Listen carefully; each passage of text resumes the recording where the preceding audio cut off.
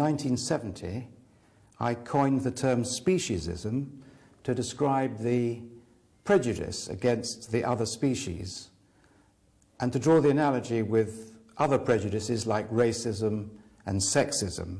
The point I was trying to make was that we're all related.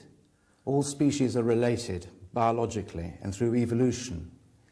And instead of treating the other species like objects, we should be treating them as our evolutionary cousins, as our kindred. We should stop exploiting them in laboratories, in factory farms, in the wild and elsewhere. I felt that speciesism was an unintelligent, out-of-date sort of prejudice.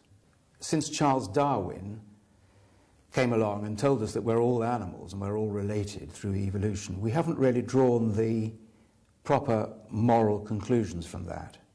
It's like it's taken 100 years or more for the penny to drop.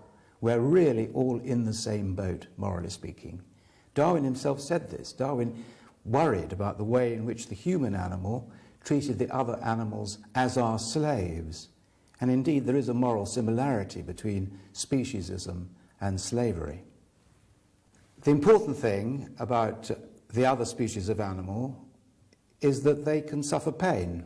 And there's growing scientific evidence that other animals do suffer pain. They have similar nervous systems to ourselves. They have similar biochemicals in the brain associated with the experience of pain in ourselves.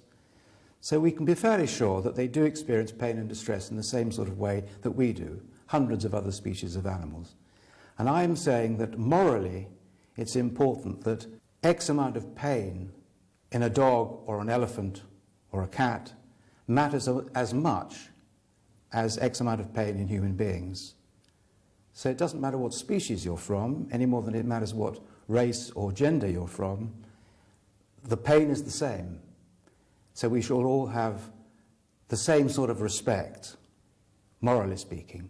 Some people argue that because human beings allegedly are more intelligent or more religious or more independent or autonomous than some of the other species, that therefore this gives us some moral superiority. Well, I argue that all these alleged differences, which are probably exaggerated anyway, all these alleged differences are morally irrelevant. They aren't relevant to the moral situation at all. The important thing is that we all suffer pain. Jeremy Bentham said this, the famous British philosopher, in 1789, when he said the question is not can they reason, nor can they talk, but can they suffer? Suffering is really the important criterion for morality, not somebody's intelligence. I mean, we don't give special extra rights to professors because they're intelligent, or to priests because they're very religious. We wouldn't want that to happen within our own society. So why do we do it across the species barrier, allegedly giving us more moral privileges, more rights than the other species, merely because we seem to be a bit more intelligent? It doesn't make sense.